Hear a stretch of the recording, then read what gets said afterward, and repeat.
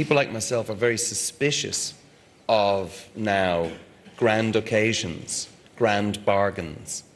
And so we have to see it start immediately in honouring the commitments that are already there.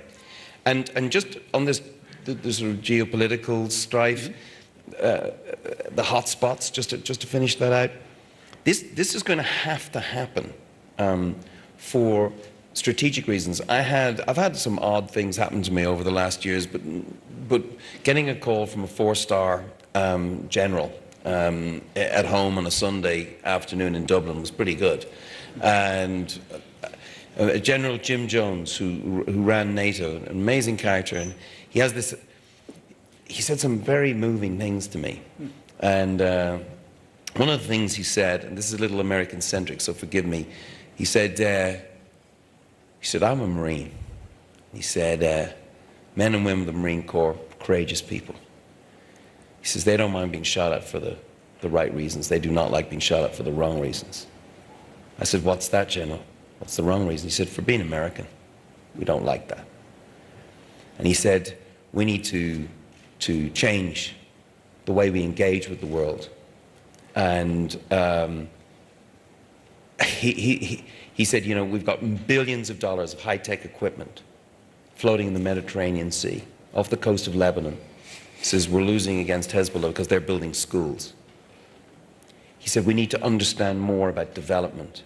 He said, I have an equation that I'm taking around with me at the moment, which is stability equals security plus development. So this was starting to happen. Last week I went to see the Secretary of Defense in the United States, rock star in Pentagon. That's a trip. Mm-hmm. And he was talking about how the development budget has to be seen as much of a priority as defense. Extraordinary stuff. So there is a kind of coalition. People are getting together to understand where these add up. For him, for instance, the Horn of Africa. The Horn of Africa is an example of all three issues coming together. The Sahel has had, I think, 25% less rain over 30 years. If you look at Darfur, desertification over the last 40 years in Sudan has led to 100 kilometers extra. The Sahara Desert has gone into the Sudan. Now, it's not completely clear that this is climate change, but it's certainly linked to it. You don't think about the conflict in Darfur as being related to extreme poverty or the fact that there's just nothing, to eke out a living is really difficult, rights to water, rights to your livestock grazing. This is what set people off at each other.